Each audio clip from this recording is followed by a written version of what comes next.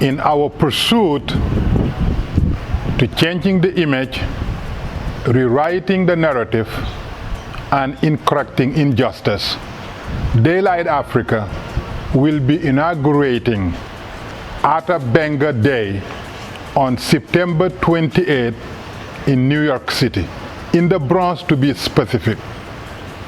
Who was Ota Benga? One may ask.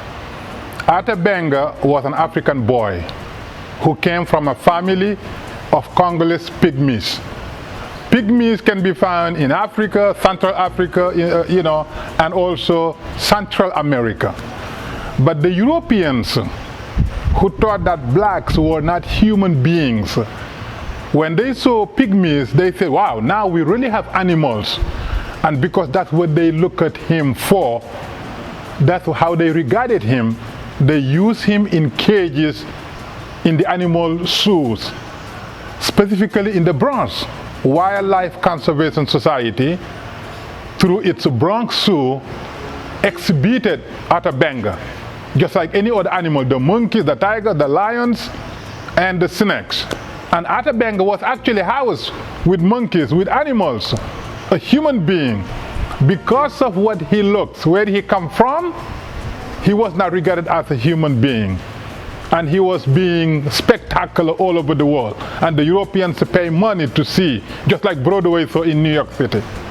That was one of the worst injustices that took place against this young boy. As a matter of fact, he ended up taking his own life until the African American religious leaders said we can no longer tolerate someone who's one of us, come from where we come from, look like us, being regarded as an animal.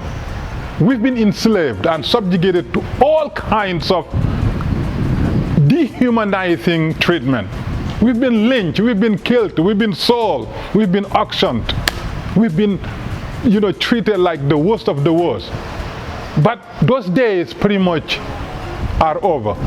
Now we're not going to allow the pygmy families to be the new generation of those in captivity and being treated like animals, and live actually in the animal rooms in zoos. We just came out of the Holocaust. We just came out of World War II. We just came out of the worst genocide committed on the continent by the Europeans. Mass murdering people in Congo, people in Zimbabwe, Zambia, South Africa, everywhere. Mass murdering. And that is why we're launching this day, call it Ota Benga Day, on September 28th. And our goal here is to make it an annual observance by the United Nations, the African Union, the European Union, and all major international bodies. And by doing so, we will include all other private and public entities. The ones who have passed, they are past, they're with God. But the remnants of those who are the product of this injustice will see themselves in the story of Ota Benga, and will love to observe it because they know that they are part of the same narrative. And if we do that, then we can prevent another Ota Benga, another pygmy family from subjugated into animalistic treatment. So I am inviting every New Yorker to come to see what we're doing, what we're launching, what we're inaugurating. And I promise you, the experience will leave you wanting more, because it is a shared experience globally. And that is why September 28th will be the most powerful day. And on that day, we will also talk about the plans for Daylight Africa 2024, because we're using Daylight Africa platform to making sure that Africa will never ever be seen in the same light. Africa's narratives will not be told by its enemy, and Africa's image will not be designed by those who exploit it. And that platform of Daylight Africa will be used to launch and inaugurate Ota Benga Day in the heart of New York City.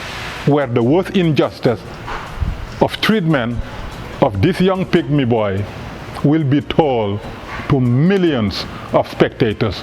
And perhaps somebody can write a book, somebody can play a movie, and somebody can globalize it. Because the story is a global story.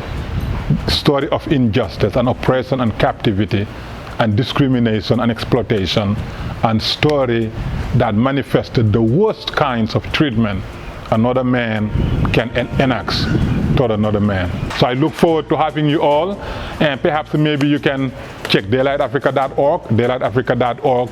Maybe we'll have the story there, but in the meantime, check daylightafrica.org for the platform of Daylight Africa Week on the continent. God bless you.